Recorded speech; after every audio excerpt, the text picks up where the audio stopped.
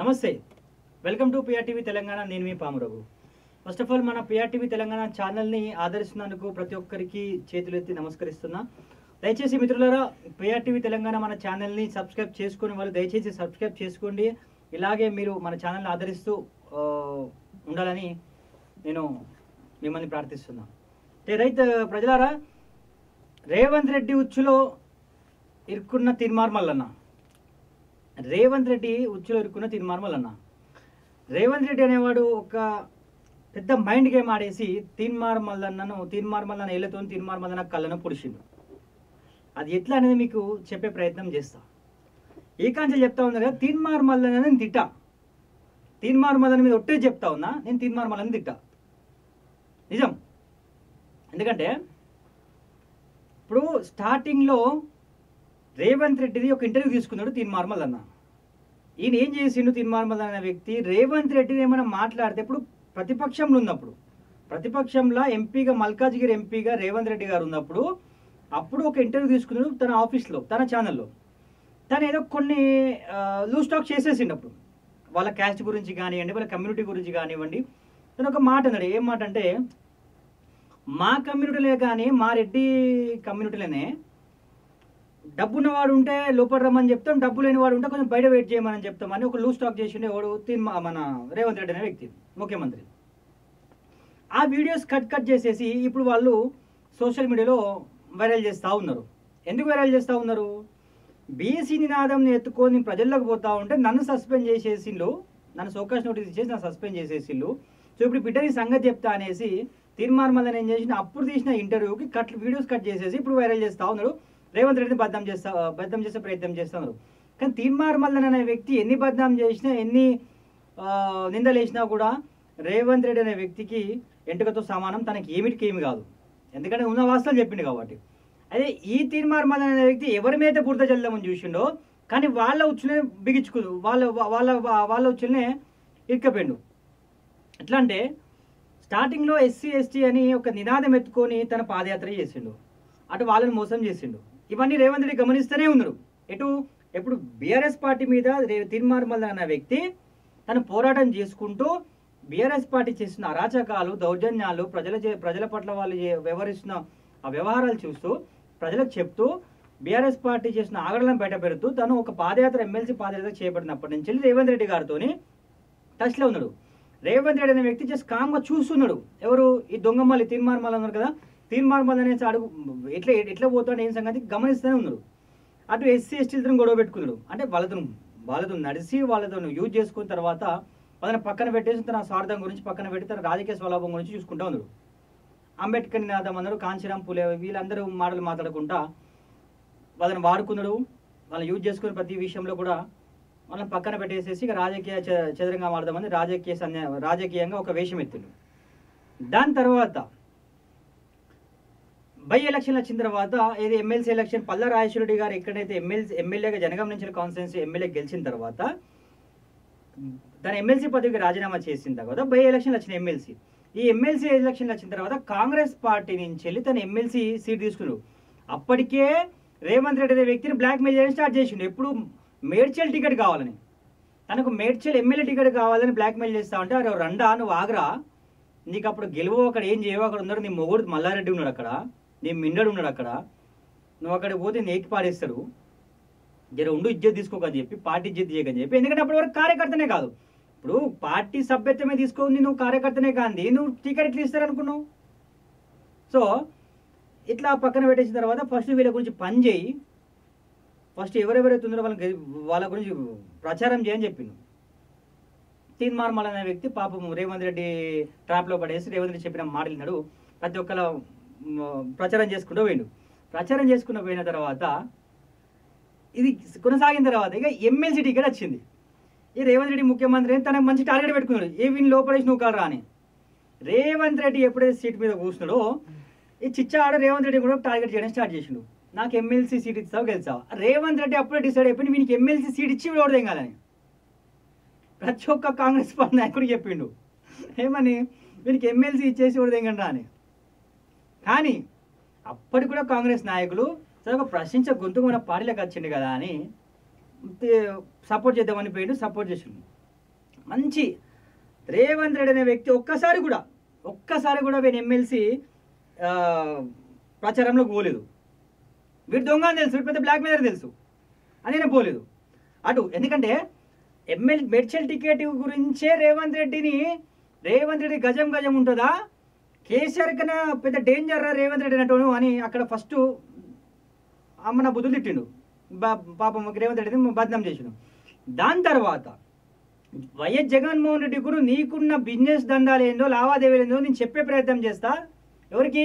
రేవంత్ రెడ్డి నీకున్న జగన్మోహన్ రెడ్డికి ఏమేమి బిజినెస్ దందాలు ఉన్నాయో, ఇక్కడ లావాదేవీలు ఉన్నాయో చెప్పే ప్రయత్నం చేస్తా అని చెప్పిండు. ఎందుకు? అదొక బ్లాక్మెయిల్ చేసిండు. ఇవన్నీ పసిగడతా ఉన్నారు. ఎందుకంటే రేవంత్ రెడ్డి అనే వ్యక్తి ఆషామాషి వ్యక్తి కాదు. ఒక 100 సంవత్సరాల గారి చరిత్ర ఉన్న ఒక కాంగ్రెస్ పార్టీ అధ్యక్షురాలు అప్పుడు ఎవరైతే మన సోనియా గాంధీ గారు ఉన్నారో, ఆ సోనియా గాంధీ గారిని తిమ్మిరి చేసి తెలంగాణ తెచ్చుకున్న ఒక యోధుడు కేసీఆర్ని గద్దె దించి ఆ గద్దె ఎక్కి మళ్ళీ కాంగ్రెస్ పార్టీలో ఉన్న సీనియర్లను మన పక్కన పెట్టి అక్కడ పిసిసి అధ్యక్ష పదవి తెచ్చుకొని వీళ్ళందరి పక్కన పెట్టి కేసీఆర్ని గద్దె దించి, మరి ఒక తెలంగాణ రాష్ట్రాన్ని తెచ్చిన కేసీఆర్ని గద్దె దించి ఆ సీట్లో కూర్చుంటే మరి రేవంత్ రెడ్డి ఎంత పుట్టుమగోడై ఉండాలి, ఎంత తెలివిగలడై ఉండాలి.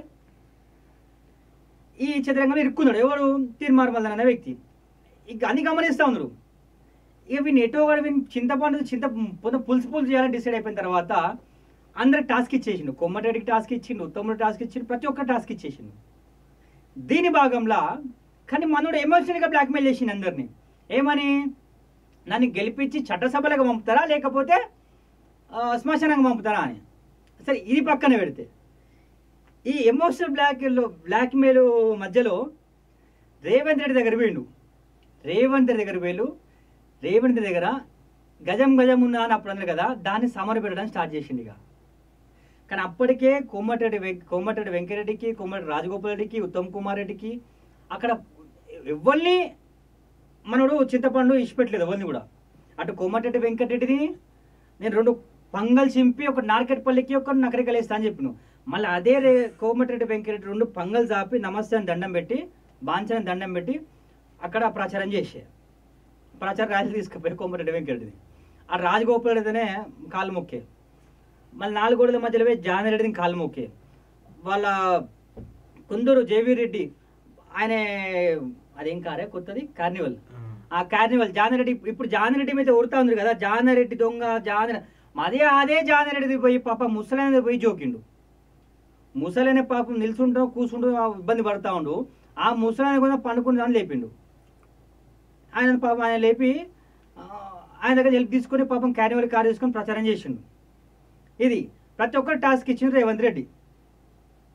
ఇచ్చిన తర్వాత అందరిని తిట్టరా అని చెప్పిండు. ఎవడు? ఆపోజిషన్ పార్టీ ఫస్ట్ తిట్టరా అని చెప్పిండు. ఈ మాధ్యమంలో ఓసీల సపోర్ట్ మొత్తం నాకు ఉంది కదా, మా రేవంత్ రెడ్డి సపోర్ట్ నాకు ఉంది కదా అని గజం ఎగిరిండు పిల్లవాడు. గజం ఎగిరిండు.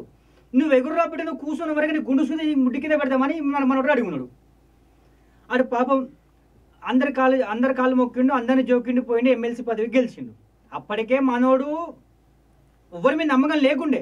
అటు కోమటిరెడ్డి వెంకరెడ్డి మీద నమ్మకం లేదు, ఉత్తమ్ కుమార్ మీద నమ్మకం లేదు, ఎవరి మీద నమ్మకం లేదు. వీళ్ళని ఎవరు తెగుతారా ఏదో ఒక రోజు అని. కానీ అయినా కూడా వీళ్ళ అదృష్టం శాతం ఏమో గెలిచిండు. గెలిచిన తర్వాత రేవంత్ రెడ్డి ఏం చేసిండు? దొంగన కొడుకు ఎత్తిన తర్వాత గెలిచిండు. పోనీ మళ్ళీ ఇప్పుడు మంత్రి పదవి వదుడు. మంత్రి పదవి రాకుండా చేయాలి అని ఏం చేసిండు? ఒక్కొక్క రెడ్డోళ్ళని తిట్టరు అని స్టార్ట్ చేసిండు. రెడ్డోళ్ళని బ్యాటలు తిడితే వీళ్ళు బద్దలు వాషింగ్ చెప్తారు. పార్టీలో ఉన్న వాళ్ళని తిట్టరు అని చెప్పిండు. ఎందుకంటే ఫస్ట్ రేవంత్ రెడ్డి చూడు తన దిమాక్ ఎట్లా అంటే ఒక 100 మంది చాణక్యుల దిమాక్ ఉంటుంది. కాంగ్రెస్ పార్టీని ఫస్ట్ ఉన్నది ఎక్కడ? కాంగ్రెస్ పార్టీలో ఎవరు? తీర్మానం వలన కాంగ్రెస్ పార్టీని అంటే ఫస్ట్ ఆఫ్ ఆల్ వీరి మీద యాక్షన్ ఉంటుంది హైకమాండ్ నుంచి. తర్వాత ఫస్ట్ చిన్న తిట్టుకుంటూ పోరా, ఫస్ట్ వీళ్ళని తిట్టే ముందు నువ్వు బీసీని ఆదాయం ఎత్తుకోరా అని చెప్పిండు. ఈ బీసీని ఆదాయం ఎత్తుకుంటే బీసీలో సపోర్ట్ ఉంటుంది వీళ్ళు తిట్టినందుకు. ఇక్కడ వీళ్ళు ముడ్డి మీద జాడిస్తున్నా కూడా వాళ్ళు ఎత్తుకుంటారనే ఒక లాజిక్ విని చెప్పిండు. సరే అనుకొని మనోడు జిత్తుల మారనక్క ఏం చేసిండు? మనం మాడలినాడు. ఇని కోమటిరెడ్డి వెంకరెడ్డిని తిట్టడం స్టార్ట్ చేసిండు. బిడ్డ నువ్వు ఎట్లా గెలుస్తావో నేను చూస్తా, నెక్స్ట్ టైము నన్ను ఓడించడానికి ప్రయత్నం చేసినావు. అక్కడ కలెక్టర్కి ఫోన్ చేసి ఇప్పుడు గెలిచే అవకాశాలు ఉన్నాయా తీర్మార్ మల్లన్న అనే వ్యక్తి అని అడిగిండు అమెరికాలో ఉండి. కానీ ఆ టైంలో కలెక్టర్ గారు పక్కపడి నేను ఉన్నా అంటే కలెక్టర్ గారు ఏమన్నా స్పీకర్ ఆన్ చేసిండా ఎట్లా? ఇది తర్వాత ఉత్తమ్ కుమార్ని టార్గెట్ చేసిండు. జాన్ రెడ్డి గారిని టార్గెట్ చేసిండు. పాపము ఒక రిపోర్టు మన కులగణ రిపోర్ట్ ఉండే, కులగణ రిపోర్ట్ అనేది దాన్ని తగలబెట్టిండు. అలా వరంగల్ సభలకు పోయిండు. వీడి పాపం ఏదో చిట్టురా అన్నందుకు వీడి మీద దుమ్మెత్తి పోసిండు తీర్మార్మల్ రెడ్డిస్ మీద. పార్టీని తిడితే ముడ్డు మీద తని పంపిస్తారు అనుకొని వీళ్ళు నాయకులను తిట్టరా అని చెప్పిళ్ళు, మా కులపులను తిట్టరా అని తిట్టిండు. తిట్టి ఏం చేసిండు, ఇంకా సైలెంట్గా ఉంది. అప్పుడు రెడ్డిలను తిట్టినా కూడా సైలెంట్గా ఉంటాడు. ఎవరు సైలెంట్గా ఉంది? రేవంత్ రెడ్డి. అంటే అర్థం చేసుకోవాలి. అంటే అప్పుడు బీఆర్ఎస్ పార్టీలను ఒక నాయకుడు, అప్పుడు అధికారంలో ఉన్న అప్పుడు ఎవరైతే బీఆర్ఎస్ పార్టీ అధికారంలో ఉన్నో అప్పుడు మహబూబ్ నగర్ నుంచి ఒక అధికారంలో ఉన్న నాయకుడు ఎవరైతే ఉండనో ఆ నాయకుడు రేవంత్ రెడ్డి కానీ అరే అన్నందుకే అమ్మనా బుద్ధులు తిట్టిన రేవంత్ రెడ్డి ఆ నాయకుడిని, బీఆర్ఎస్ పార్టీ నాయకుడిని, అప్పుడు మంత్రిగా వ్యవహరించిన నాయకుడిని. అలాంటిది ఈ బచ్చగాడు రెడ్డిని తిడతా అంటే ఎట్లా ఊకుంటాడు? ఊకోడు. వీని పని సంగతి చెప్దాం అనుకున్నాడు. అనుకొని ఈ చిట్రా అనుకుని తిట్టుకుంటూ పోతానే చూసుకుంటా ఊకున్నాడు. కథం పొగ ఎక్కడ పెట్టాలనో అక్కడ పెట్టి వాడు తెంగిండు. ఉత్తమ్ కుమార్ రెడ్డిని, దుద్దుల శ్రీధర్ బాబుని, కోమటిరెడ్డి వెంకరెడ్డిని దండి లిగి పంపించిండు. ఈ చిచోరా గాడు, ఈ బుడ్రఖాన్ గాడు మొత్తం పార్టీని తిడతాండు. మనం కులగణన చేసిన కులగణ రిపోర్ట్ ఉచ్చబోసి తగలబెట్టామని చెప్తాండు, తగలబెట్టిండు. మళ్ళీ మా కమ్యూనిటీ తిడతాండు. కాంగ్రెస్ పార్టీ అంటే రెడ్డిస్ అంటే కాంగ్రెస్ పార్టీ అనే దాన్ని వీడు మమ్మల్ని టార్గెట్ తిడతాడు. మరి రేపటి గల ఏం సంగతి అంటే రాహుల్ గాంధీ గారు తీసిపాడదేం కానీ మన అనగానే పాపము మీనాక్షి నటరాజన్ కదా, మీనాక్షి నటరాజన్ పాపం ఆయన పంపించి వీని ముడ్డు మీద జడతాన్ని తప్పుక్కన పంపించేసింది. ఫస్ట్ వీనికి షోకాస్ నోటీస్ ఇచ్చిళ్ళు. నోటీస్ ఇచ్చి వీడు ఏం చేస్తాడు, దీనికి సమాధానం చెప్పనని చెప్పడానికి కూడా చెప్పింది రేవంత్ రెడ్డి. వీనితో చెప్పించింది రేవంత్ రెడ్డి. ఎందుకు? వీనేళ్ళు వీని కంటలో పడవాలి కదా, వీనేళ్ళే వీని కంటలో పడవాలి. అది బచ్చానికి అర్థం కాలే, చిచ్చగానికి. అది అంటే పార్టీ చేసిన, ఇప్పుడు ఒక కులగణన చేసిందంటే పార్టీ హైకమాండ్ పర్మిషన్ లేని, హైకమాండ్ నుంచి వెళ్ళి మీకు ఏది వాళ్ళు రాహుల్ గాంధీ గారు కానివ్వండి, సోనియా గాంధీ గారు కానీ, ఖర్గే కానివ్వండి, కేసీ వేణుగోపాల్ ఎవరైతే ఉన్నారో వాళ్ళు మీకు ఒక టర్మ్స్ అండ్ కండిషన్స్ పెట్టి ఇంకో ఇట్లా చేయండి అని మీకు ఏదైతే పంపిస్తారో అవి మీరు మీరు దాన్ని అప్లై చేసుకుంటా మీరు కులగణన చేయాలి. ఆ కులగణన చేసిన దాన్ని కూడా వీడు ఉచ్చపోసి తగలబెట్టినని పాపం లైవ్లో తగలబెడుతుంది. అది చెప్పిండు, అది చూసిండు. రెడ్డిలని తిడతా అంటివి, ఆడిపోయి రెడ్డిలందరూ మా ఉచ్చ తాగండి అంటివి. కథం ఏమైంది? నువ్వు రేవంత్ రెడ్డిని గజం ఉన్నదా అంటివి, రేవంత్ రెడ్డి బ్లాక్ మిల్లర్ రా అంటివి, డేంజర్ రా అంటివి, జగన్మోహన్ రెడ్డిని ఈయనకు లావాదేవీలు చెప్తే ప్రజలు అంటివి. ఏం చేసిండే? ఇప్పుడు కుక్క బతికైపోయా. నీకు తెలియకుండా నీకు తెలియదు నేను బుక్ ఆన్ చేసి పాడికి పక్క కూర్చోబెట్టిండు. ఇది ఇప్పుడు నువ్వేం చేస్తావు? నీకు ఇజ్జత్ లేదు, మానం లేదు. ఇప్పుడు ప్రజలల్లా నీకు సిగ్గు శరం ఇజ్జత్ మానం లేదు. ఇప్పుడు ఒకవేళ నీకు సభ పెడతా అన్నా కూడా ఏ కాంగ్రెస్ కార్యకర్త రారు. వచ్చిన వాళ్ళు ముర్రోని మొత్తుకున్నారు, పెద్ద బ్లాక్ మీద రానేకుండా పార్టీలా అని. అయితే మొన్న ఒక ఇంటర్వ్యూ జరిగింది. ఆ ఇంటర్వ్యూలో ఒక యాంకరు తీర్మానం అడిగింది, ఏమని, మిమ్మల్ని సస్పెండ్ చేసినట్టు రాహుల్ గాంధీ గారికి తెలుసా అని. రాహుల్ గాంధీ గారికి భవిష్యత్ తెలియనట్టు ఉన్నది, తెలియదు కావచ్చు అన్నారు. అరే భూషుడికి ఒక ఎమ్మెల్సీని సస్పెండ్ చేస్తే రాహుల్ గాంధీ తెలియదారా? ఒక ఎమ్మెల్సీ రా నువ్వు.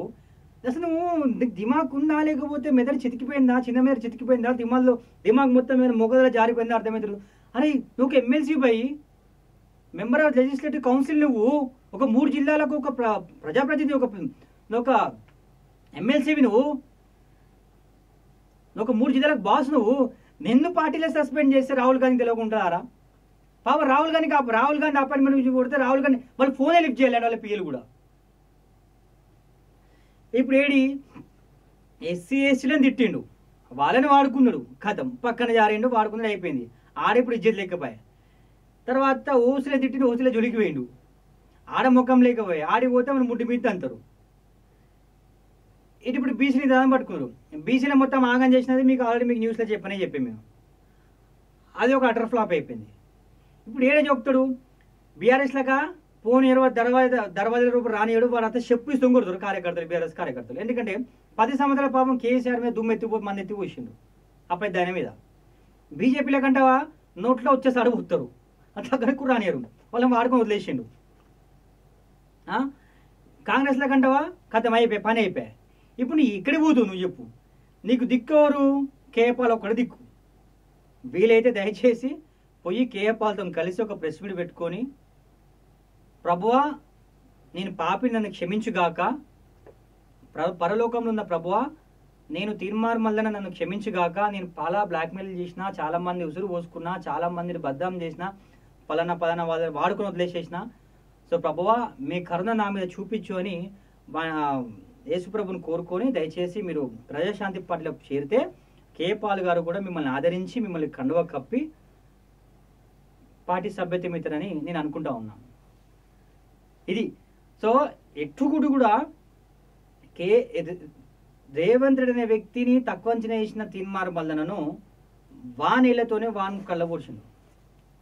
ఇది ఇంకోటి ప్రజలారా, మీకు ఈ విషయం కూడా చెప్పే ప్రయత్నం చేస్తా. ఇది ఈ బీసీ నినాదం ఎందుకు ఎత్తుకున్నాడు, అసలు బీజేపీ మీద కుట్రలు ఎందుకు చేస్తున్నాడని మీకు చూపించే ప్రయత్నం చేస్తా ప్రజలారా. చూస్తున్నాను PRTV తెలంగాణ. నేను మీ పామరావు.